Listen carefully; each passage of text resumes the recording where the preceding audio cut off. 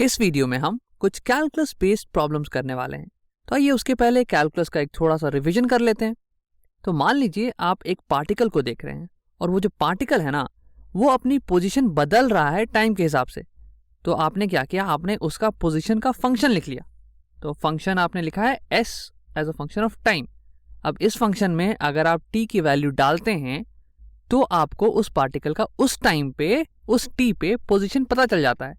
मान लीजिए फंक्शन था t क्यूब, तो मैंने आपसे कहा कि मुझे बताओ कि 2 सेकंड पे क्या पोजीशन, तो आप इस पे 2 डालिएगा और आपको पोजीशन आ जाएगी 2 क्यूब, दैट इज 8 मीटर।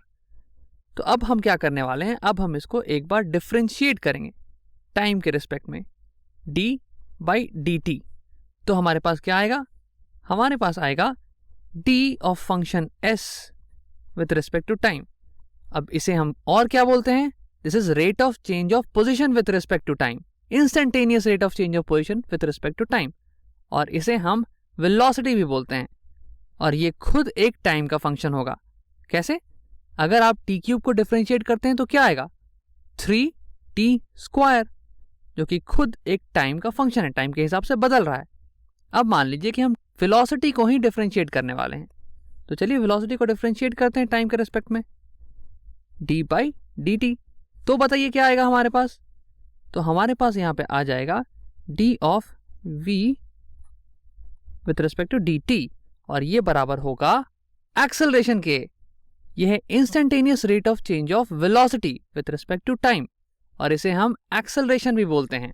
यहां अगर हम 3t स्क्वायर को डिफरेंशिएट करेंगे तो हमारे पास आएगा 6t। अब एक्सेलरेशन को देखने का एक तरीका तो ये था कि वेलोसिटी का एक पहला डिफरेंशियल है, और इसे देखने का एक और तरीका ये है कि हम पोजीशन को अगर हम 2 बार डिफरेंशिएट करें तो एक्सेलरेशन आएगा। मतलब कि acceleration is double differential of position. तो ये तो था डिफरेंशिएशन का रिवीजन। आइए एक बार एंटी डेरिवेटिव या फिर इंटीग्रेशन का रिवीजन कर लेते हैं। तो मान लीजिए हमारे पास एक्सेलरेशन दिया हुआ है as a function of time, और इसकी वैल्यू है 60, एग्जाम्पल के लिए ले लेते हैं, और इसका हम एंटी डेरिवेटिव निकालेंगे। एंटी डेरिवेटिव निकालते हैं हम इसका, तो ये हो गया इंटीग्रल का सिंबल, और ये dt के टर्म्स में निकाल रहे हैं हम लोग। तो इसका एंटी डेरिवेटिव क्या आएगा, इंटीग्रल 8t dt, और ये आपको देगा एक टाइम का फंक्शन, और प्लस c वो होता है कॉमन फॉर्म ऑफ इंटीग्रेशन, और ये पूरी जो चीज होगी वो कहलाएगी हमारी वेलोसिटी फंक्शन। वेलोसिटी फंक्शन जैसे कि यहाँ पे आप 60 को इंटीग्रेट कीजिएगा तो आएगा आपके पास 6t square by 2 plus c, ये मत भूलिएगा, और ये पूरी चीज जो होगी ये होगी हमारी वेलोसिटी। अब अगर आपको एक पर्टिकुलर इंस्टेंस पे वेलोसिटी की वैल्यू पता है, एक पर्टिकुलर टाइम पे वेलोसिटी की वैल्यू पता है, तो आप c की वैल्यू निकाल सकते हैं, और फिर उस c की वैल्यू को अगर आप इस इक्वेशन में डाल दीजिएगा तो आपके पास वेलोसिटी की पूरी इक्वेशन आ गई, है ना। तो आइए अब आगे चलते हैं। अब इसके आगे हम वेलोसिटी को इंटीग्रेट करने वाले हैं। तो अगर हमने वेलोसिटी को इंटीग्रेट किया टाइम के रिस्पेक्ट में, इंटीग्रल dt, तो हमारे पास क्या आएगा, हमारे पास आएगा इंटीग्रल vt dt, और ये दे देगा हमें एक फंक्शन टाइम का, और साथ में होगा एक प्लस c, और इस पूरी चीज को हम बोलेंगे position as a function of t। और इसमें भी सेम चीज, आपको कांस्टेंट की वैल्यू निकालने के लिए एक पर्टिकुलर टाइम पे पोजीशन की वैल्यू पता होनी चाहिए। तो आइए एक सवाल सॉल्व करके इसे और अच्छे समझ लेते हैं। तो मान लीजिए कि आपको एक्सेलरेशन दिया हुआ है एक बॉल का, और वो दिया हुआ है 1 metre per second square, 1 metre per second square, और साथ ही आपको दी हुई है वेलोसिटी। लेकिन वेलोसिटी जो है पूरी वेलोसिटी की फंक्शन नहीं दी हुई है, लेकिन आपको बस बताया गया है कि velocity at time t is equal to 3 second है -3 मीटर पर सेकेंड। तो 3 सेकेंड पे वेलोसिटी है -3 मीटर पर सेकेंड। और ऐसे ही आपको पोजीशन भी दिया हुआ है, पोजीशन दिया हुआ है 2 सेकेंड पे, कि 2 सेकेंड पे जो पोजीशन है बॉल का वो है -10 मीटर्स। और आपसे ये पूछा जा रहा है कि आप वेलोसिटी और पोजीशन का फंक्शन निकाल के दीजिए, वेलोसिटी एंड पोजीशन का फंक्शन निकाल के दीजिए। अब यहां पे आप वीडियो को पॉज कीजिए और एक बार खुद से सॉल्व करने की कोशिश कीजिए। आइए अब हम इसे सॉल्व करते हैं, थोड़ी सी जगह बना ली जाए। हाँ, तो हमें दिया हुआ है acceleration is equal to 1 metre per second square, और हमें निकालनी है वेलोसिटी। तो देखिए मुझे ये पता है कि अगर मैं वेलोसिटी को डिफरेंशिएट करूं तो मुझे एक्सेलरेशन मिल जाएगा। तो इसका मतलब हुआ कि अगर मैं एक्सेलरेशन का एंटी डेरिवेटिव निकालूं तो मुझे वेलोसिटी आ जाएगी। तो आइए ये करते हैं। इंटीग्रल ऑफ AT dt ये दे देगा मुझे वेलोसिटी। अब यहां पे नंबर डालते हैं और इंटीग्रेट करते हैं। इंटीग्रेशन ऑफ 1 dt के हिसाब से ये देगा t और साथ में c देगा, ये मत भूलिएगा कांस्टेंट भी आएगा साथ में। तो ये हो गया हमारा वेलोसिटी का फंक्शन। लेकिन अब यहाँ c की वैल्यू कैसे निकालें? तो देखिए यहाँ पे दिया हुआ है v3, तीसरे सेकंड पे वेलोसिटी जो है वो दी हुई है -3 मीटर पर सेकंड। तो ये जो वेलोसिटी का फंक्शन है ये टाइम का फंक्शन है ना, यहाँ पे टाइम दिया हुआ है। तो ये निकालते हैं कि तीसरे सेकंड पे वेलोसिटी होगी कितनी इस इक्वेशन के हिसाब से।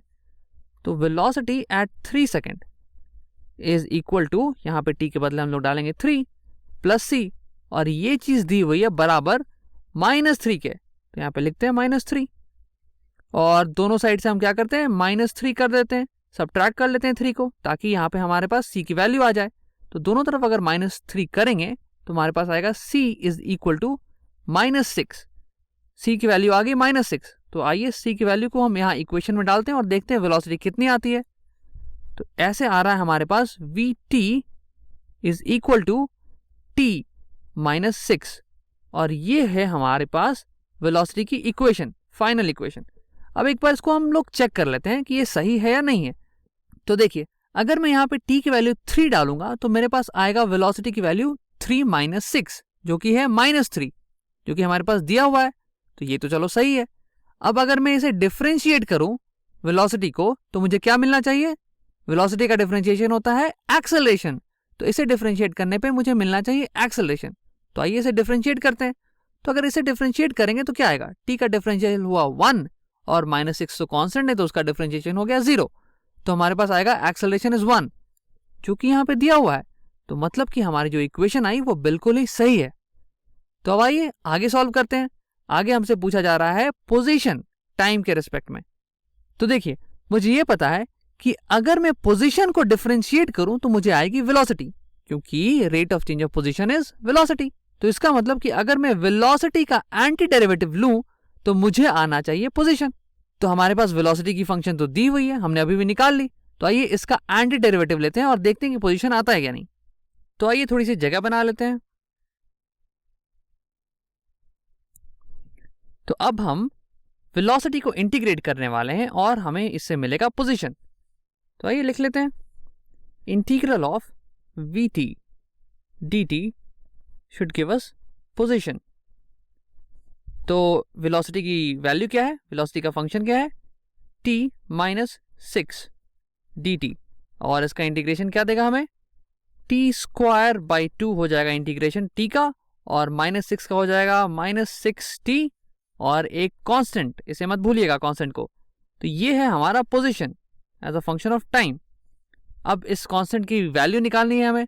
तो देखिए हमें क्या दिया हुआ है सवाल में, हमें ये दिया हुआ है कि दूसरे सेकंड पे पोजीशन जो है -10 मीटर्स था। तो आइए यहाँ पे t के जगह पे हम लोग 2 रख के देखते हैं, पोजीशन एट 2। तो ये आ रहा है 2² हो गया 2 -6 × 2 ये हो गया 12 प्लस c, और ये पूरी चीज हमें दी हुई है S2 हमें दिया हुआ है -10, ये बराबर हो जाएगा -10 के। अब यहाँ पे आ जाएगा 2 - 12 हो गया -10 plus c is equal to -10। अब अगर दोनों साइड हम 10 से ऐड कर दें तो हमारे पास आ जाएगा c is equal to 0। c की वैल्यू आ जाएगी हमारे पास 0। तो इसका मतलब हमारा s का इक्वेशन, हमारे पोजीशन का इक्वेशन हो गया st is equal to t² by 2 -6t। ये हमारा position as a function of time. अब आइए इसे एक बार वेरीफाई कर लेते हैं। अब देखिए अगर मैं पोजीशन का डिफरेंशिएशन करूं तो मुझे क्या आएगा? मुझे आना चाहिए वेलोसिटी। तो एक बार डिफरेंशिएट करके देख लेते हैं। t² by 2 का डिफरेंशिएशन हो गया 2t by 2, और 2 कैंसिल हो गया तो बच गया सिर्फ और सिर्फ t, और -6t का डिफरेंशिएशन हो गया -6। तो हमारे पास आ गई वेलोसिटी t -6, जो कि बिल्कुल सही है। और इस इक्वेशन में अगर मैं t is equal to 2 put करूं तो मुझे पता है कि S2 आना चाहिए -10। तो आइए t की वैल्यू 2 पुट करते हैं। तो ये हो गया 2² by 2 यानी कि 2 -6 इंटू टी दैट इज 2 हो गया 12। तो 2 - 12 इज -10, जो कि यहाँ पे वैल्यू दी हुई है। तो यानी कि हमारा जो पोजीशन का इक्वेशन आया वो बिल्कुल ही सही है। और आशा करते हैं कि आपको ये वीडियो समझ में आया होगा और आपको पसंद आया होगा।